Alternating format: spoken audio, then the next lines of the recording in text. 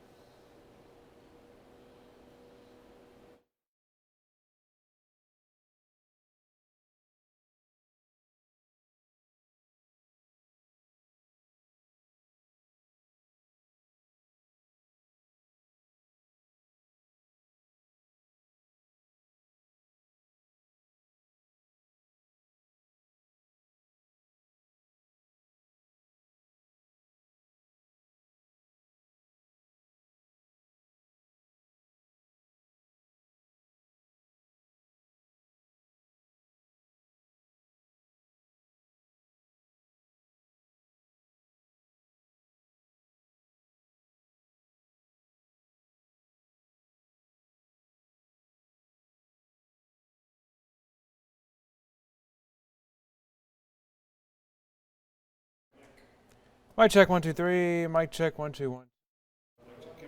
1 2 3 1 2 3. Hello, hello. 1 2 3.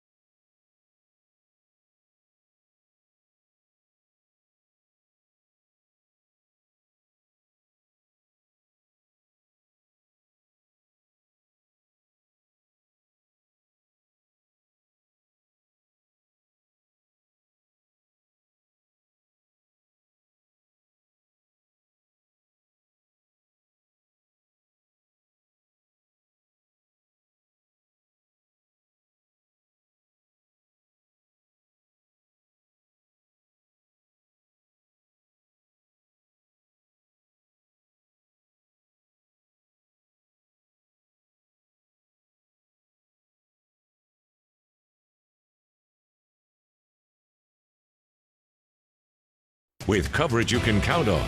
This is Channel 3 Eyewitness News at 11 in HD. Good evening, everyone. I'm Cameron Taylor. Thank you for joining us tonight. We begin with a developing story out of Louisiana. The New Orleans Police Department is investigating a crash tonight where a vehicle ran into a crowd of people at a Mardi Gras celebration, leaving 28 injured. New Orleans police says the crash happened just before 7 o'clock during a parade in Mid-City, New Orleans. Authorities say a pickup truck rammed through a crowd, hit two vehicles, and then crashed into a dump truck. 21 people were taken to hospitals in the area, including 5 to the trauma center. The New Orleans superintendent of police said one person is in custody. We suspect that subject was highly intoxicated. He is in custody. He is being investigated right now and is at our DWI office.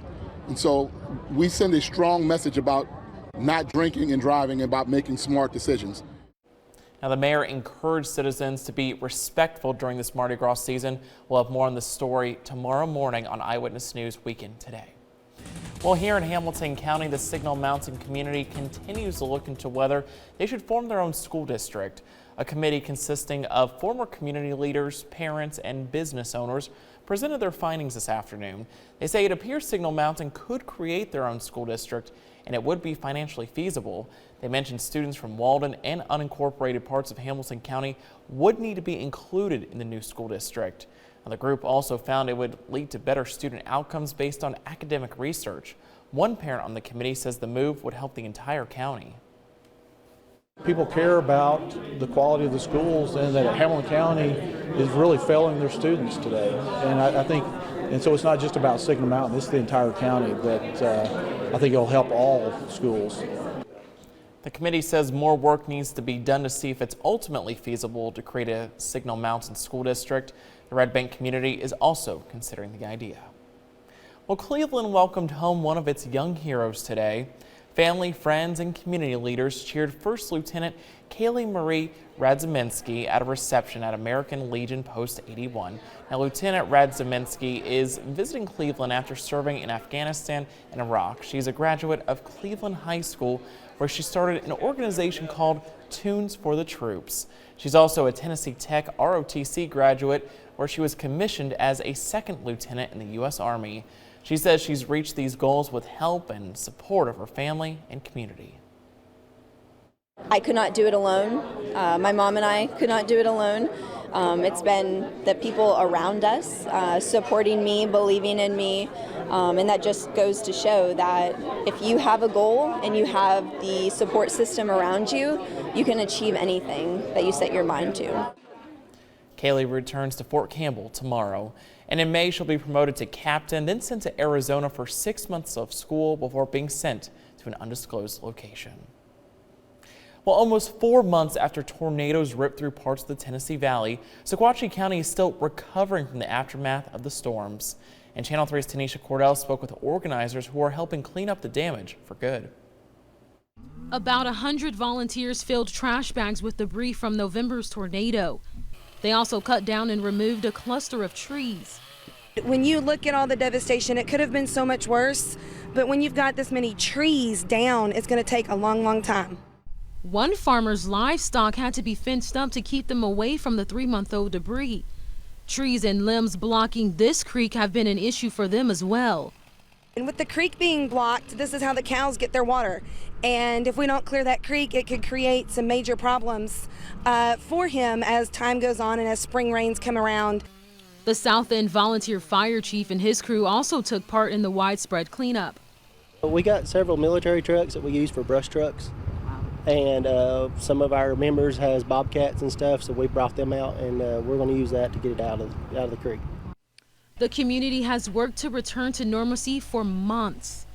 More than 20 homes and acres of property were damaged by the storms, but it wasn't enough to get any federal assistance. The way I understand it is agriculture is counted separately from residential.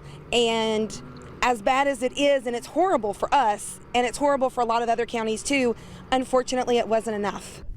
Though there won't be any free government aid, volunteers are sticking to their promise of doing whatever they can to help rebuild. People are going to get taken care of. It may take time, but you know what? That's fine. We're going to get there. We're going to get it done. And that was Tanisha Cordell reporting for us tonight. Now, the county will have more cleanup days soon. In the meantime, McMinn County is looking for volunteers for their cleanup day on March 4th. We have more information about volunteering on our website, WRCBTV.com. Well, Chattanooga police are investigating 2 shootings that happened within the past 24 hours. The latest happened this morning on East 8th Street near UTC just after 11. Chattanooga police found a man with a small cut to the back of his head. He told police an acquaintance pulled out a pistol to show him, and the gun went off accidentally, grazing the back of his head.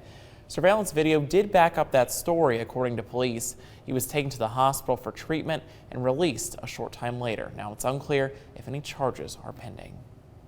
The other shooting happened last night before midnight. Chattanooga police say a man showed up to the hospital with a gunshot wound. He told police he was shot near North Chamberlain Avenue. He's expected to be okay from the shooting. And right now, police aren't sure who shot him. If you have any information, call Chattanooga Police. The 2 men accused of shooting a 15-year-old high school football player in Knoxville will not face the death penalty. Prosecutors will not seek the death penalty or life without parole for Richard Williams and Christopher Bassett in the death of Xavion Dobson. Now, Dobson, a Fulton High School football player, died in December of 2015 while shielding his friends from gunfire. Authorities say he was not the target. Xavion became a national symbol of senseless gun violence. Williams and Bassett face first-degree murder charges in the case. They're set for trial this summer. And it has certainly gotten cold here in the Tennessee Valley. Storm Alert meteorologist Nick Austin standing by for what we can expect tomorrow. Nick. Hey Cameron, a beautiful shot from our live downtown Holiday Inn camera. Nice shot of the city. We do have clear skies and Yeah, it's going to get cold tonight. That's right. Now, we haven't had a lot of cold days or nights this winter. And a matter of fact, yesterday we almost hit 80 degrees. Today was much cooler. We'll see a cold night tonight. And it's been about a week or so since we've been down to freezing here in the city. And I expect that to happen tonight. It'll be a nice day tomorrow, though, once we get past that cold start. And we'll see some rain coming back next week, maybe some thunderstorms too. Right now, temperatures in the low 40s from Knoxville here into the city, mid 40s down in Atlanta, but it's in the 30s from Nashville over to Memphis and along the Ohio River Valley. We have several areas with temperatures below freezing at this point. And we have some of that going on here in our neck of the woods too. 31 in Altamont right now, that's the cold spot. 42 here in the city, it's 37 down in Dalton, 39 in Cleveland at this hour, and it's 38 out at the Murphy Andrews Airport. Here in the city, north winds at about 11 miles an hour, but the winds will continue to back off and get lighter through the course of the night. We had a beautiful afternoon. It's been a great evening so far too. We've had nothing but clear skies, and it'll stay that way through the rest of the night. Big center of a ridge of high pressure is going to be moving over the Tennessee Valley tonight, and it continues to push that cold front that caused the storms last night off the East Coast. Stormy weather earlier today in parts of the Northeast because of that system, but we just have the drier and the colder air moving in. So as that high pressure center moves right over us during the course of the night, the winds will get even lighter, the skies stay clear, and temperatures will fall even faster later tonight. And we'll see a lot of sunshine tomorrow, though. You'll just have to really bundle up as you head out to church tomorrow morning. It won't be windy, it'll just be really cold. We haven't been used to it much this winter, so it's going to feel a lot different than the past few days. We'll see some clouds drifting in during the nighttime tomorrow night, and then we'll see some rain showers possibly on Monday. And Vipercast has a lot of it staying south of the city, but generally we'll just see some scattered showers developing Monday with higher chances towards midweek. But earlier tonight, or during the overnight hours rather, before sunrise, we had those storms, and it only dropped about 0.15 of an inch of rain at the airport. We had more than that in many other spots. 69 was the high before sunrise, and 51 was the low. But the lowest for the whole day is where we stand right now at about 42. 4/10 for Scottsboro today. Lafayette, Georgia picked up 0.4 of an inch of rain, and so did Fort Mountain, but other spots across North Georgia only had about 1/10. 3/10 in Red Bank today, 3/10 up in Cleveland at the Jetport, 6/10 up in Dunlap, about 1/2 inch down in Ringgold. The big winner on rainfall was our Skywatcher Danny up in Colmont. He had 1 inch of rain from those storms. It was coming down real heavy for a while. 3/10 out in Turtletown and about 2/10 for Dayton. So for tonight, 31 for the low late in the city. It's going to keep cooling and cooling and cooling, and it's going to be one of our coldest nights in a while. And for at least in the city, we could see areas of light frost, especially on elevated surfaces. But further away from the city you go, we could see much heavier frost and maybe even a hard freeze where temperatures will be in the 20s. Up to 57 by tomorrow afternoon by about 4 o'clock or so. So it's going to be a pretty good warm up, lots of sunshine tomorrow. And then 40 degrees tomorrow night for the low with some clouds moving in, so it won't be quite as cold tomorrow night. For your 7-day forecast, we'll be in the 50s again on Monday as some scattered showers develop. You'll need to definitely keep an umbrella handy for the first part of next week. And then it'll warm up in the upper 60s, near 70 for Tuesday and Wednesday. Mardi Gras is on Tuesday. We could see some off and on rain Tuesday and Wednesday with thunderstorms. So keep that in mind if you're planning on celebrating Fat Tuesday. And it'll get cooler and drier again later in the week. But the big story this weekend is just going to be all the freezing temperatures as you're stepping out the door tomorrow morning, possibly go to church if you're heading to early services. So just need to bundle up. Yeah, you do. And then prepare for that rain for Monday and Tuesday, possibly. Yeah. So, okay. All right. Thanks, Nick. You bet. Well, an aged Jeep Wagoner was pulled from underneath a Cape Cod sand dune yesterday after it sat buried there for roughly 40 years. The vehicle had been parked in a wooden shed decades ago along Boston Beach in Massachusetts. Now, over time, rolling ocean tides and high winds buried the Jeep with sand. The family managed to get the Jeep out in pieces and even collect a few souvenirs from the vehicle. Pretty neat stuff right there. Well, up next on Eyewitness News at 11. A doubleheader on the hardwood for the Mocs and Lady Mocs' last home game of the regular season. And sports reporter Jill Jelnick will have the highlights.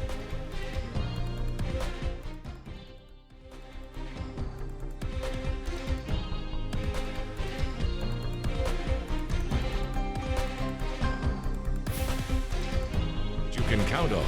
This is Channel 3 Eyewitness News at 11 in HD.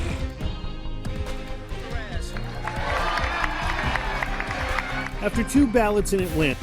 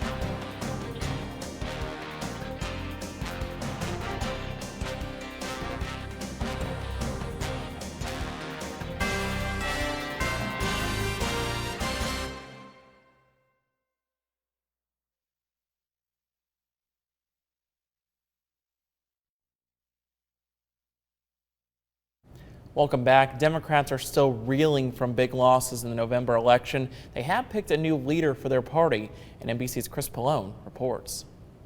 Mr. Tom Perez. After 2 ballots in Atlanta, members of the Democratic National Committee chose a former Obama cabinet member as their new party chair. He's former Labor Secretary Tom Perez, a favorite of the party establishment. He beat Minnesota Congressman Keith Ellison, backed by the party's more liberal faction, by 35 votes. Immediately, Perez moved to unite the party, naming Ellison deputy chair. Ellison quickly embraced the unity message. If you're wearing a Keith t-shirt or any t-shirt, I am asking you to give everything you got to support Chairman Perez. Perez has a tall task ahead, replenishing the party's dwindling cash supply and trying to elect Democrats to governor's offices, state legislatures, and Congress. We need to make house calls. We need to listen to people. We need to get back to basics. If Perez has any advantage, it's that the young presidency of Donald Trump has energized large groups of opposition. I know we can win the battles ahead. I know we will win the battles ahead when we put our values forward, when we lead together. So now more than ever, we need to stay engaged in the field and online. The collapse of Hillary Clinton's campaign still looms over the Democrats, but with their former presidential nominee pledging her continued support in a social media video, Democrats in Atlanta say they see better days ahead for the party. Chris Pallone, NBC News. Now, the vote took 2 ballots, and Perez is a former Obama cabinet member. President Donald Trump will not be attending the annual White House Correspondents' Dinner this year. President Trump made the announcement today on Twitter. He also wished everyone well and wrote, "Have a great evening." Mr. Trump's relationship with the press has been rocky as he's criticized the media and called some journalists the enemy of the people. Now, the dinner will be held on April 29th in Washington. Coming up next in sports, the UTC men's basketball team falls at home for the 2nd game in a row. Hear what head coach Matt McCall had to say after the game. Plus, the Macaulay boys basketball team made it to the state quarterfinal game tonight. We have highlights and more when we come back.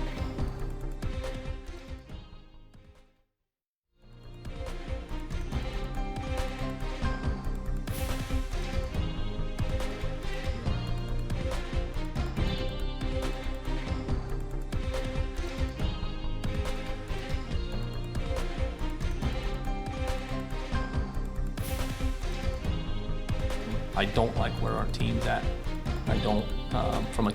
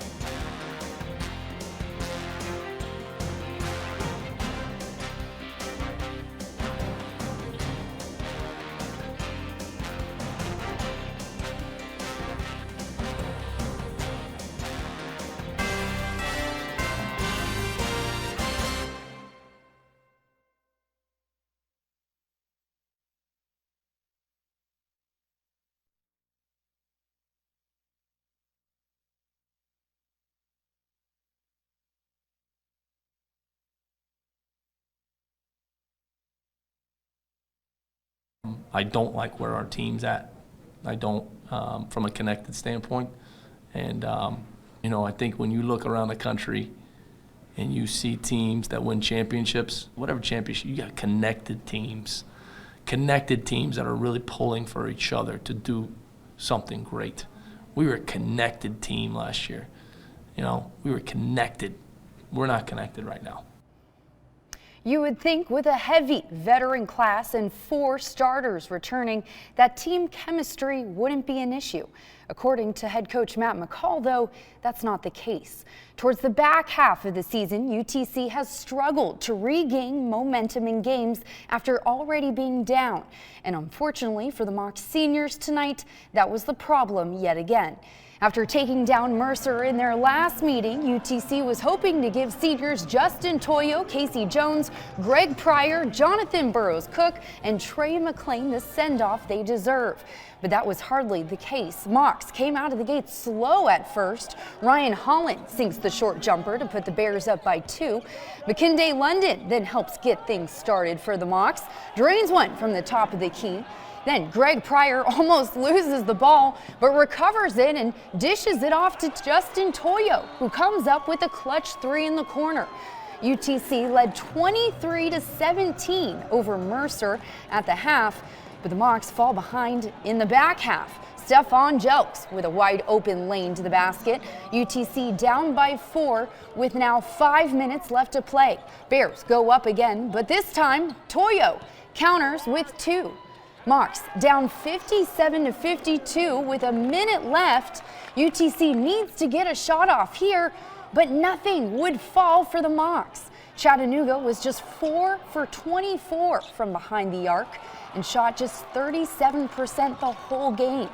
In the end, Mercer would hold on to their second half lead, winning 64-54 over UTC. Some of our guys don't have any idea how to respond when things don't go well. And it's going to catch up to them. Whether it's now, whether it's 5 years from now, 10 years from now, it's going to catch up to them, you know. And that's been our biggest issue, is our sensitivity and responding the right way when things don't go wrong. UTC will now close out the regular season on the road at the Citadel Monday night before using the rest of the week to get ready for the SoCon tournament next weekend. Meanwhile, the Lady Mocs were crowned Southern Conference regular season champions today for the 5th year in a row. Now, granted, they did finish tied with Mercer for the title, but since UTC beat the Bears twice this season, the Lady Mocs earned that #1 seed for the tournament next week. Seniors Jasmine Joyner, Moses Johnson, Queen Alfred, and Cindy Van Landingham were the 4 Lady Mocs celebrated today for senior night. And well, let's just say Wofford wasn't invited to the party. Lady Mocs tied at 5 to start the game. Chelsea Schumpert with the pass down low to Ariana Gilbert for 2. UTC back in the lead. Then Schumpert gets the ball with plenty of time behind the arc, drains the 3 to put the Lady Mocs up by 4. Then it's the junior again, this time with the steal and layup on the other end. Chelsea would finish with 10 on the night. Lady Mocs led by 8 over the Terriers at halftime and did not let up after the break. The pass down low to senior Jasmine Joyner for 2. Joyner would finish with a game-high 19 points as UTC dominates Wofford 76-56. It definitely got harder from being a freshman to senior now, but that kind of made us more together and just stepping up, being a leader. Season came by really fast. From the hard season, the hard schedule, it paid off. So we just got to continue to grow and get ready for next week. On the prep beat now, the last Division II AA team left is now headed to the Final Four. The McCallie Blue Tornado punched their ticket to Nashville earlier this evening with a win over Pope John Paul II. And this one was all boys in blue from start to finish. McCallie led by as much as 15 in the first half. Senior Max Schulman sinks the three-pointer to put McCallie up 35-22 in the third. Then Schulman with the pass to junior Clay, who makes some nice moves on his way to the basket. McCallie now up by 13. Then Clay hits off the backboard, but junior Jay Gibson is there with a putback and 1. Blue Tornado doesn't stop there though. This time the kick out to Mac Hunt in the corner. He drains it from the other end for 3. McCallie goes on to win it easy over Pope John Paul 67-48. We're going to Final Four. We're really excited. We being in the Final Four is a special thing in high school basketball. And what we did in the season is we prepared ourselves to play one game at home in the quarters, and we took advantage of that tonight. Macaulay will next head to Nashville this week to play Bell Academy in the state semifinal this Thursday. Now, there were several other region tournament games played tonight in Tennessee. You can check out those scores on our website, WRCBTV.com. On the diamond now, the Lady Mocs softball team split their doubleheader for the second day of the Frost Classic tournament. In round one this afternoon, Lady Mocs fell to Western Michigan 4-2, but then turned it around in the second game and beat up on Tennessee Martin 6-3. The Lady Mocs will now wrap up the tournament first thing tomorrow, taking on St. Louis at 1:30. And lastly, how about one more score to throw at you? The Tennessee men's basketball team was on the road today at South Carolina. Had as much as luck as the Mocs did shooting-wise. Robert Hubbs III was the only Vol in double digits tonight as Tennessee goes down 82-55 against the Gamecocks. UT will now travel to LSU on Wednesday. All right, that's it for sports. One last look at your weather when we come back.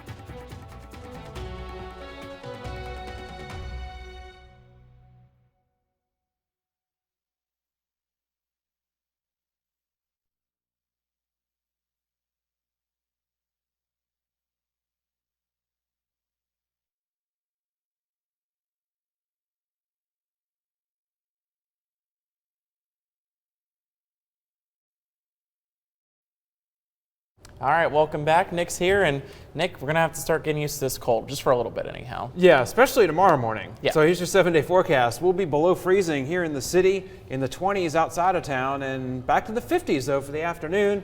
Some rain coming back next week, along with some warmer temps. All right, thank you, Nick. Well, you've likely seen pro golfers on television shed their shoes and possibly some clothing to play a ball out of a water hazard, but you probably haven't seen this.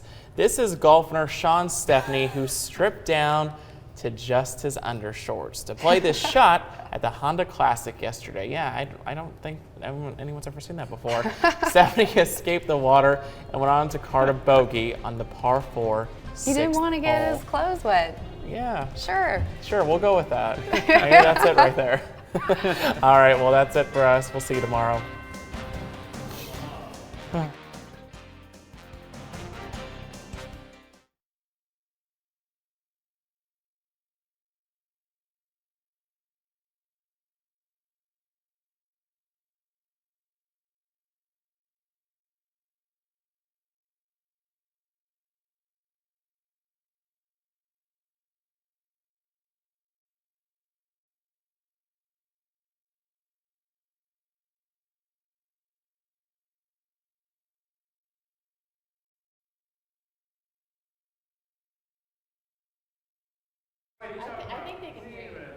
Can for the morning sports, can we just go ahead and do start with the sod off the top, all the way to Macaulay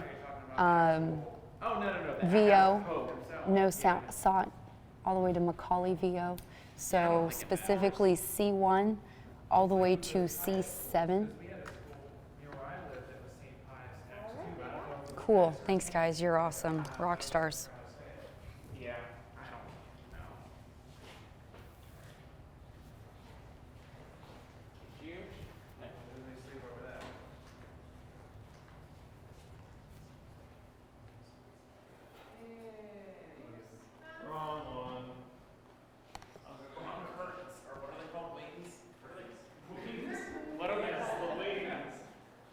Take these broken wings.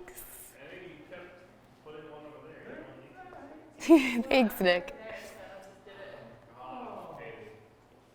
Take these broken wings. Thank you. Appreciate it.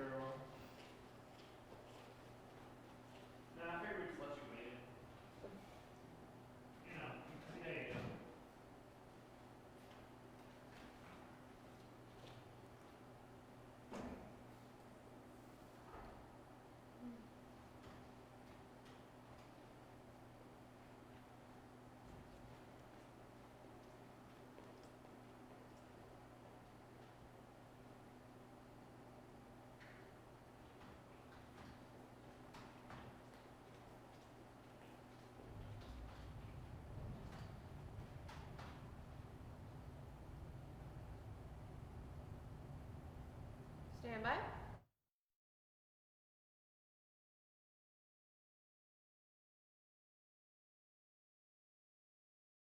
I don't like where our team's at. I don't, from a connected standpoint. And, you know, I think when you look around the country and you see teams that win championships, whatever championship, you got connected teams that are really pulling for each other to do something great. We were a connected team last year. You know, we were connected. We're not connected right now. You would think with a heavy veteran class and 4 starters returning that team chemistry wouldn't be an issue. According to head coach Matt McCall, though, that's not the case. Towards the back half of the season, UTC has struggled to regain momentum in games after already being down. And unfortunately for the Mocs seniors last night, that was a problem yet again. After taking down Mercer in their last meeting, UTC was hoping to give seniors Justin Toyo, Casey Jones, Greg Pryor, Jonathan Burrows-Cook, and Trey McLean the send-off they deserve. But that was hardly the case. Mocs came out of the gates slow at first. Ryan Holland sinks the short jumper to put the Bears up by 2. Then McKinday London helps get things started for the Mocs, drains one from the top of the key. Greg Pryor almost loses the ball after that, but recovers it, dishes it off to Toyo, who comes up with the clutch 3 from the corner. UTC led 23-17 over Mercer at the half, but the Mocs fall behind in the back half. Stefan Jelks with a wide open lane to the basket. UTC down by 4, now with 5 minutes left to play. Bears go up again, but this time Toyo counters with 2. Mocs down 57-52 with a minute left to play. All UTC needs is to get a shot off here, but nothing would fall for the Mocs. Chattanooga was 4 of 24 from behind the arc and shot just 37% the whole game. In the end, Mercer would hold on to their second half lead, winning 64-54 over UTC. Some of our guys don't have any idea how to respond when things don't go well. And it's going to catch up to them. Whether it's now, whether it's 5 years from now, 10 years from now, it's going to catch up to them, you know. And that's been our biggest issue, is our sensitivity and responding the right way when things don't go wrong. UTC will now close out the regular season on the road at the Citadel Monday night before using the rest of the week to get ready for the SoCon tournament next weekend. Meanwhile, the Lady Mocs were crowned Southern Conference regular season champions yesterday for the 5th year in a row. Now, granted, they did finish tied with Mercer for the title, but since UTC beat the Bears twice this season, the Lady Mocs have earned that #1 seed for the tournament next week. Seniors Jasmine Joyner, Moses Johnson, Queen Alfred, and Cindy Van Landingham were the 4 Lady Mocs celebrated yesterday for senior night. And well, let's just say Wofford wasn't invited to the party. Lady Mocs tied at 5 to start the game. Chelsea Schumpert with the pass down low to Ariana Gilbert for 2. UTC back in the lead. Then Schumpert gets the ball with plenty of time behind the arc, drains the 3 to put the Lady Mocs up by 4. Then it's the junior again, this time with the steal and the layup on the other end. Schumpert would finish with 10 on the night. Lady Mocs led by 8 over the Terriers at the break and did not let up after that. The pass down low to senior Jasmine Joyner for 2. She would finish with a game-high 19 points as UTC dominates Wofford 76-56 that final. It definitely got harder from being a freshman to senior now, but that kind of made us more together and just stepping up, being a leader. Season came by really fast. From the hard season, the hard schedule, it paid off. So we just got to continue to grow and get ready for next week. On the prep beat now, the last Division II AA team left is now headed to the Final Four. The McCallie Blue Tornado punched their ticket to Nashville last night with a win over Pope John Paul II, and this one was all boys in blue from start to finish. McCallie led by as much as 15 in the first half. Senior Max Schulman sinks the three-pointer to put McCallie up 35-22 in the third. Then Schulman with the pass to junior Clay, who makes some nice moves on his way to the basket. McCallie now up 13. Then Clay hits off the backboard, but junior Jay Gibson is there.